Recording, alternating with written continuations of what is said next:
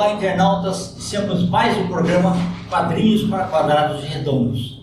Já tive a oportunidade, há alguns anos, de conhecer esse verdadeiro artista e eu fico muito feliz que ele está aqui novamente conosco. Um bate-papo agradável com esse brilhante ilustrador, Douglas Galim. Muito obrigado, viu? Fiquei muito feliz aí por você ter vindo aí também. Né? Legal. Douglas, conta um pouquinho para os nossos internautas o que você tem feito aí. As pessoas que puderem, né, depois até podem acessar o canal e ver a entrevista, né, ou o meu canal tem entrevista também. Mas assim, eu até comentei naquela época, né, que eu estava tentando me reinventar. Isso! Após a morte da minha esposa e tudo mais, era minha sócia, era uma artista muito talentosa. Sim. E eu comparo esse momento que estamos vivendo hoje, né, com algumas coisas que já aconteceram no passado, né, na parte de design, na parte de ilustração. E eu estou me referindo especificamente sobre inteligência artificial, né? Então veja bem. Eu acho que talvez as pessoas não tenham essa informação, né? Eu até trouxe aqui uma arte que se usava na Editora Abril para fazer o livrinho do Garfield, né? Depois até vou colocar. Isso, perfeito. Vou colocar no melhor. Não, maravilhoso. Que eram os quadrinhos, o lugar para os balões. Sim. Então veja bem, era tudo isso aqui feito com nanquim, e isso daqui era uma adaptação do formato. Então, por exemplo, ó, se você até deixei separado aqui, isso é o que vinha, né, junto com os outros, né, é o que vinha dos Estados Unidos. E aí então é uma cópia PMT, uma cópia fotográfica, e aí você colava ela no lugar, no quadrado, e fazia o que a gente chamava de decorado, completar a cena, fazer os balões. Os balões eram todos escritos à mão. Sim. Então veja bem, hoje falar isso... demorava muito, né, também, né? O pessoal era rápido. Principalmente da parte de cores também, né? Quando tinha cor, inclusive, você não pintava a cor, você fazia um guia de cor, porque isso era colocado depois no fotolito. Não era escaneado ou algum processo fotográfico que pegava diretamente. Esses processos eram muito caros. Então, por exemplo, na rotogravura, que era o que a Abril usava, era um processo de muito grande quantidade. Você fazia um guia de cor, e esse guia de cor ia para a gráfica, e aí a gráfica fazia a separação de cor e fazia os fotolitos dessa forma. Lembrando que o fotolito ainda é feito dessa forma com 4 cores, né? Sim. O preto, que vai por fim, tem o magenta, tem o amarelo e tem o cian, que é o azul. Né? A combinação dessas cores é que dá toda a gama de cores. Então veja bem, por que eu comento isso? Hoje em dia falar isso é a pré-história, né? As pessoas falam assim, como é que eu não posso chegar lá e escrever o balão e já colocar, escolher a fonte que eu quiser e tudo mais? E por que eu faço essa comparação agora com a inteligência artificial? Porque a gente está vivendo esse momento.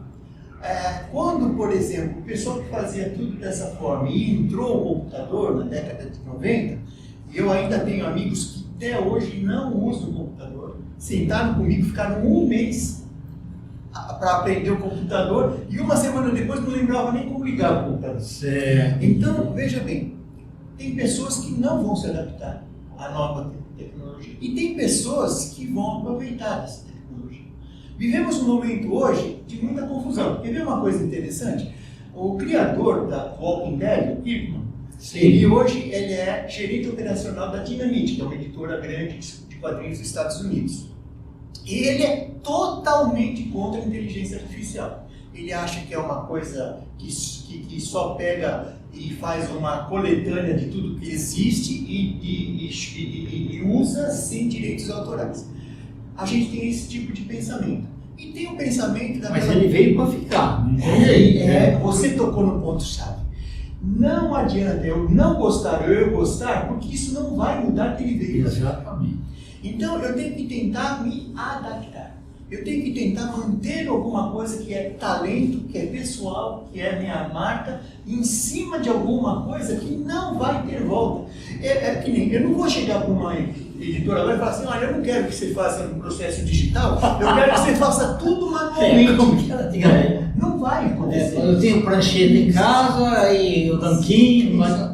Entendeu? Eu até posso usar isso como eu gosto de fazer muitas vezes, para manter a minha mão, para manter a minha coisa. Faço às vezes um quadro para dar de presente, né? Mas não posso impor que o progresso não venha, que a tecnologia não avance, que as coisas não aconteçam dessa forma. Então, esse ponto de partida, para resgatar o que a gente comentou na outra vez, de que você tem que se adaptar, você tem que fazer que nem a águia, né? Se reformular para continuar caçando com maestria, é uma coisa que eu preciso manter hoje. E acho que qualquer pessoa, em qualquer área, não é só na minha, não. Eu estou vendo, por exemplo, redatores que têm muito medo do que o pessoal escreve textos. Estou vendo muita gente de contabilidade, porque ele faz já todo o processo automatizado. E em todas as áreas, a tecnologia vai entrar. Então, a questão não é se ela vai ou não entrar. A questão é que uso eu vou fazer. Isso, porque já entrou, a tecnologia já entrou. E como assim? Sempre teve. Lembra da época em que você pegava uma foto e fazia com aerografia o retoque americano? É verdade. Veja bem, aquele foi um difusor de águas. Quem sabia mexer com aerógrafo, para quem não sabe, é um tipo de um revólver de tinta, só que é uma caneta menor. Quem não sabia fazer aquilo estava com o mercado reduzido. Então, né, eu sempre brincava quando eu dava aula para os meus alunos que eu ganhei dinheiro fazendo fundo degradê. Eu vendi o fundo degradê para gráfica, para agência de publicidade, e hoje é um absurdo pensar nisso. Né? Sim. Porque você faz o comando e faz o degradê do jeito que você quer no computador e ele está pronto. Então, uma coisa que eu acho que é muito importante que a gente reflita hoje é o seguinte: sabedoria não é você conhecer as coisas. Né? A verdadeira sabedoria é você saber usar aquilo. Como você saber usar o conhecimento. O conhecimento está aí. Então, por exemplo, eu sempre brincava com as pessoas que é o seguinte: você tem o computador mais potente do momento. Tá certo que daqui a 6 meses já não vai ser mais. Mas tudo bem que você tenha hoje o computador mais potente do momento. O que você vai fazer se você não sabe usar? Não adianta nada. Então eu gosto muito do Cartier-Bresson, que era um fotógrafo francês, que ele ganhou muitos prêmios, ele se colocava de uma maneira muito brilhante, mas ele usava um equipamento muito simples. Então eu digo para você, equipamento ele vai até um ponto para te ajudar. É uma ferramenta. Se você precisa, se você usa, por exemplo, quando você vai manipular imagens, você precisa de um equipamento mais parrudo e aguentar essa memória que ele vai usar. Mas sabe, tem gente que está só... que é redator, por exemplo, né? Eu tenho um amigo hoje que ele gosta de escrever na máquina da tipografia. E, Kendi, você me fez até lembrar, porque desde os 11 anos circulo por aqui pelo centro. Né? Eu trabalhei muitos anos aqui pelo centro. Tem uma história muito interessante e me deslumbrei assim, porque fazia tanto tempo que eu não vinha ao centro que eu estranhei muito, né? Mas assim, eu me lembro de salas de datilografia. Você tinha uma... Sim, verdade. Né? Era um andar enorme, todo ocupado por mesinhas com datilografia que as pessoas, né, datilografavam para as demais empresas. Né? A datilografia acabou. Ela foi substituída pela digitação. Exatamente. Então teve a mesma pessoa que datilografava, hoje faz a digitação de textos, de livros, Sim, de revistas e tudo mais. Qual é o grande problema nisso? O grande problema é que a pessoa ela simplesmente migrou, mas ela não se atualizou. Então ela continua sendo uma mão de obra barata. Só que o Office 365 pegou isso dela. E também você veja como é que as coisas são. Hoje em dia você dita e o computador já escreve. Agora você falou uma coisa lá do fotógrafo, que é assim, não adianta você ter a melhor máquina fotográfica do mundo. Se você não tiver o domínio da luz, sim, e o olhar, né, de enquadramento, que se você não tiver essa consciência, não adianta você ter o melhor equipamento. Voltamos àquela questão, a verdadeira sabedoria não é ter o conhecimento, é saber usar o conhecimento. Eu trouxe para você algum material que eu vou tomar a liberdade de acelerar um pouco a nossa conversa, que eu gosto do papo, sei que você também gosta, esse é um tema apaixonante, mas a gente precisa ser um pouco mais rápido, né? Eu tenho aqui um livro que eu quero dar para você, até como dedicatório. Opa, que bonito! São quadrinhos que cada pessoa fez. Aqui você fez o Tarzan aqui. Na verdade, é o Iotá. Ah, eu tá, verdade. Ele é um Tarzan. Olha, mas não fala isso pro autor que ele não vai gostar. É verdade, é. E aqui, eu só vi o Carlito Cunha, ficou bonito aqui, hein?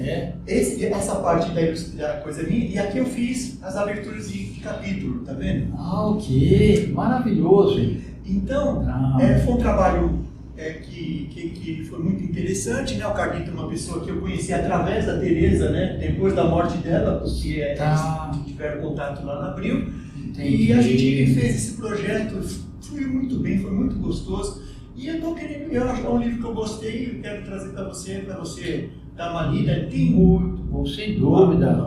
Um fator interessante da própria história. Tá. Em preto e branco, né? Tá. Então você vê, aí voltando e resgatando mais uma vez a nossa conversa, né? Mas esses quadrinhos, né? E o Capitão 7, né? Sim, e eu continuo fazendo quadrinhos empresariais. Que bacana! Esse quadrinho empresarial, que é até na moda agora, né? Porque ele fala sobre a proibição das mulheres de jogarem futebol. Ele fala sobre o preconceito que as mulheres tinham para chegar a cargos de chefia. Sim. E tudo isso demorou. Você colocou numa história. Coloquei numa história, eu fiz o roteiro, eu fiz a arte final e imprimi isso em uma semana e meia. Parabéns, viu? Você é brilhante. Não sou brilhante, eu tinha pressa. Bacana. E tem atividades no final. Então é muito interessante porque, por exemplo, às vezes a empresa quer tratar de um tema mais difícil, né? E ela não sabe como abordar isso, como atingir camadas, principalmente pessoas que hoje não têm vontade de ler muito ou têm dificuldade de alguma forma de leitura. O quadrinhos ajuda a você passar mensagens, às vezes com conteúdos muito profundos e difíceis, para todas as camadas. Isso daqui é melhor do que uma palestra, melhor do que uma palestra. Recursos Humanos coloca. Porque, inclusive, isso permite que você não só leia, mas como você também retorne a ele em qualquer momento que você tem. Né? Ele também passar para o pessoal da família. Sim, ele tinha essa preocupação de ele ser uma coisa que as crianças leriam, que os jovens leriam e os adultos também. Né? E ele teve a versão impressa e teve a versão digital. Então isso permitiu que as pessoas pudessem ter um acesso mais amplo, não só da própria empresa, como até muita gente de fora. Né? Tá. E esse você pode vender para várias empresas, né? Colocar o logo dele. Esse exatamente não, mas se a empresa precisar, eu faço um roteiro sob medida para ela. É customizado. Não tem problema, a gente vai discutir o problema dela. Você veja, aqui a gente teve que fazer pesquisa. Né? Porque há 40 anos atrás, eu não sei se vocês sabem, né? Agora até está na moda, né? Porque a gente foi para a final da Olimpíada, né? Era proibido jogar futebol, era contra a lei jogar futebol. A mulher jogar futebol. Né? E ela jogava, correndo risco. Então, é muito interessante tudo isso. Né? Eu quero comentar um outro livro, que aí é um tema totalmente diferente. Eu tenho um maestro conhecido e ele quis fazer um livro onde ele falava da sua relação com o seu neto, a preocupação dele com o futuro, né, que é o Moacir. E a gente fez esse livrinho também, num estilo muito leve, muito infantil, e a gente quis transmitir uma mensagem positiva. Legal.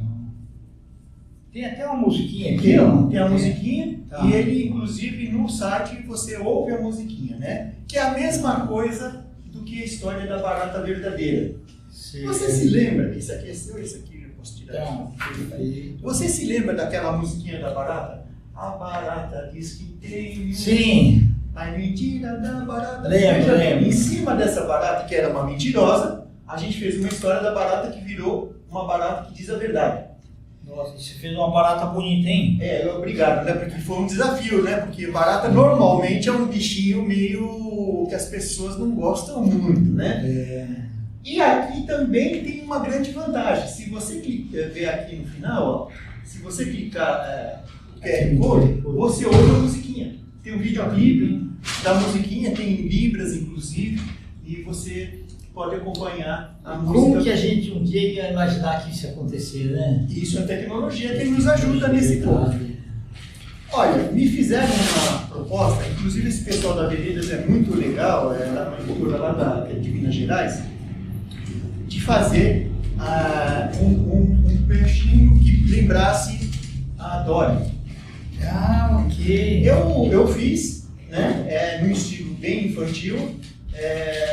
Você veja que é uma situação do acabamento mais refinado, né? E conta a história, né? De que o mar não estava para peixe, e aí vai andando nessa situação e vai mostrando vários animais, porque inclusive é a preocupação da bióloga que escreveu junto, né? Com uma certa fidelidade, né? Uma certa liberdade pelo estilo infantil, mas uma certa fidelidade. E ficou muito lúdico, né? Ficou bem lúdico esse livro, né? Maravilhoso, viu? E quero, antes de finalizar, eu sei que eu estou assim, exagerando, mas olha, são mais de 500 livros que eu fiz entre didáticos e paradidáticos nesses anos todos, né? Esse livro também é do autor da Barata e também tem uma musiquinha no final que você pode acompanhar. Ele fala de uma festa do leão, que o leão está convidando todo mundo para uma festa, mas na verdade ele quer jantar esses animais, né? O banquete já está garantido, né? Mas não se assustem que tem um final feliz, viu? Maravilha. Então, é um estilo que você vê que é diferente, né? A gente já comentou isso da outra vez. Eu não tenho um estilo único, eu sou uma pessoa que faz um estilo para a situação que a gente determina, né? Tanto é que eu faço até livros didáticos, assim, de biologia, né? Seções do corpo e tudo mais, tem que ser muito fiel, né? E gosto de fazer também um estilo mais caricato, mais infantil, né? Douglas, ainda bem que você não perdeu o traço, né? Não, evoluiu ainda. Mas deixa eu falar uma coisa, é todo dia trabalhando. Todo dia trabalhando. Eu tenho um filho especial que quer aprender a tocar. E eu falo para ele, não adianta ter aula. Se você não treinar, não vai. É verdade. E eu coloco essa situação para ele, que a minha mão, se eu não trabalhar todo dia, ela vai endurecendo. Até o pessoal de música também tem que estar assim. Deixa eu falar, né? Quanto mais você faz, né? Verdade? Sim. Mais você vai dominar. Que leva à perfeição. E por fim eu quero falar, né? Quer dizer, eu teria ainda mais alguns livros aqui. Aliás, ontem, inclusive, né? Trouxe até aqui, eu fiz por 4 anos e meio as caixinhas do McDonald's.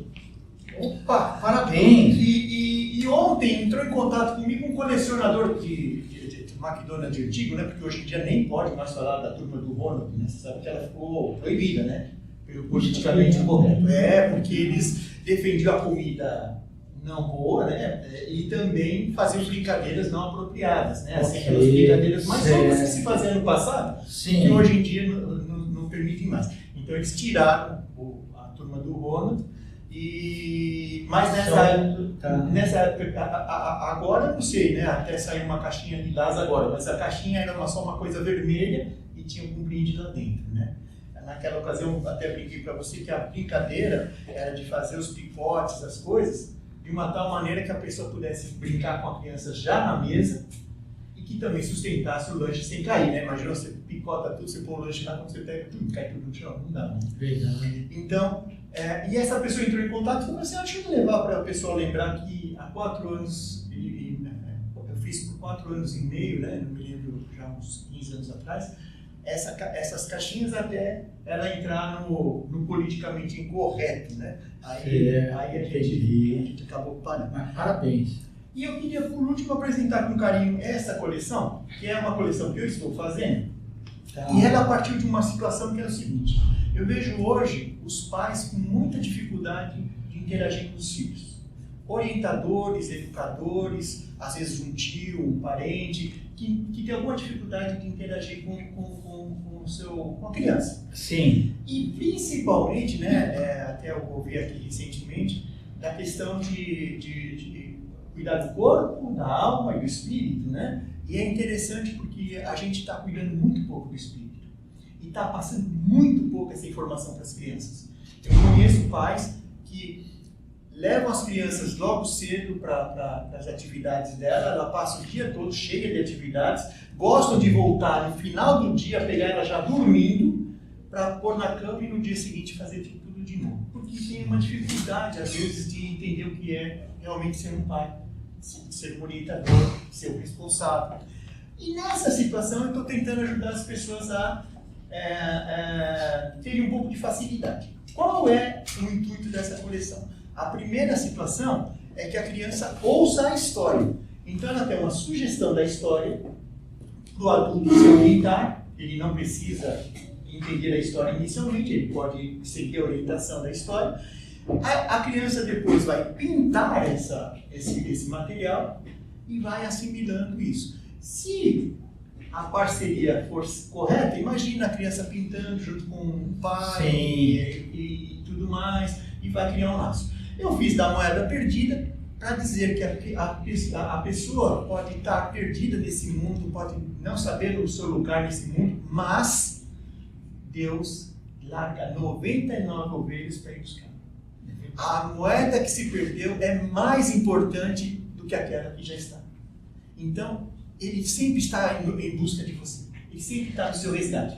E o segundo volume que já está pronto, mas eu não trouxe, porque esse livro... E em inglês também. E em inglês também, o que poderia ser também uma ajuda para a pessoa que quer passar uma noção simples de inglês, porque é o inglês básico. O segundo volume é de Davi. Eu não sei se vocês conhecem muita história de Davi. Ele vale para qualquer tipo de igreja, né? Sim. Ele não é denominacional, ele vale para qualquer tipo de pessoa que entenda Deus como uma certa orientação espiritual, né? Então olha só que coisa interessante. Davi, que é o segundo que está pronto, os dois estão disponíveis na Amazon, você pode pedir, ou pode falar comigo, a gente pega e faz um lote personalizado, eu faço até uma oficina no lugar se vocês determinarem o pacote, e aí ensino as crianças a desenhar. Ela adora desenhar com criança. Eu adoro, né? E eu não sei se me permite, por favor, vou falar um pouco mais, desculpa. Mas assim, quando a Teresa faleceu, eu vi um casal que eu conhecia. E vi um japonês grandão, assim, né? Eu falei, será que é o filho deles? Que a última vez que eu vi era um catatauzinho. E fui conversar com eles e ele falou assim, olha, eu me lembro da oficina que você fez de férias, que eu não sabia desenhar, que estava chorando. E era pequenininho lá, e vocês sentou do meu lado com a Teresa, e vocês não só me entusiasmaram, como eu comecei a desenhar, melhorei meu rendimento escolar, e hoje trabalho com desenho para jogos de celular. Eu falei assim, gente, é isso, né? É isso que eu preciso ser valorizado. Né? A tecnologia está aí, mas sentar junto de uma criança, o computador não vai fazer isso. Né? E o segundo volume, que é Davi, Davi também é um personagem muito interessante, porque Davi, ele foi rejeitado pelas pessoas. Tanto é que quando vai o profeta na casa do pai dele, ele não lembra dele. E é muito, tem um filho ainda que está lá cuidando das ovelhas, né? Mas a mensagem é, mesmo que ninguém te escolha, Deus te escolheu. Isso. E aí, também tem a brincadeira de desenhar, também tem a brincadeira de contar a história, né? E se você perceber, a página de trás só tem a sugestão da história. Por quê? Porque se a criança fizer com uma hidrocor, uma tinta mais forte, ele vaza aqui, mas não atrapalha o outro desenho. Então é uma coleção que eu tenho muito gosto, tá na Amazon, mas se alguém tiver interesse, tanto esse como o outro, né, e até eu quero pegar um favor, né, eu tenho 2 projetos que eu queria desengavetar ainda esse ano, se desse. Um é de falar da experiência da morte, porque eu tive que falar isso para os meus 2 filhos, né, uma é especial, a outra era muito ligada à mãe. E eu usei a história de um cãozinho, mostrando que o cão, que foi envenenado, inclusive, até baseado no fato verídico, ele veio com uma missão, né? E ele já está pronto, só falta eu desenhar ele para estar pronto. E tem um outro projeto, para quem gosta, de um tipo graphic novel, que é tipo assim, os guerreiros mais velhos, né? E fala sobre os valentes de Davi. Quem eram os valentes de Davi, como eles agiam. Tem uma historinha lá que não é bíblica, mas é baseada nesses acontecimentos e eu quero fazer ainda uma gráfica nova antes que eu seja atropelado pela inteligência artificial, que agora está até fazendo história em quadrinho, não é verdade? Tá certo. Desculpa, falei muito obrigado. Não, maravilhoso. Douglas, quer falar dos teus contatos? Nós vamos escrever aqui também? Sim. Olha, veja bem, As pessoas podem ligar para mim através do WhatsApp, que é 11 3297 6297. Elas podem ver o meu Instagram, que é Illustrator, com 2 L's, porque eu tive a conta roubada. Eu não consegui recuperar, então eu tive que pôr um nome um pouco chatinho. É Illustrator Douglas Galindo e entra lá. O meu canal de YouTube é Douglas Galindo, né? Tiver uma caricaturazinha, vocês vão logo perceber que sou eu. E aí também tem o portfólio, que é Illustrator douglasgalindo.my com Y portfólio. Qualquer coisa que vocês quiserem, e também meu e-mail, né? motiva@uol.com.br. Eu estou disponível para fazer qualquer tipo dessas coisas prosperarem, porque eu acho que ela ainda tem utilidade. Gratidão, viu? Gratidão para mim. Internautas, com os agradecimentos então a esse fantástico Douglas Galindo, nós finalizamos mais um Quadrinhos para Quadrados Redondos. Grande abraço e até a próxima.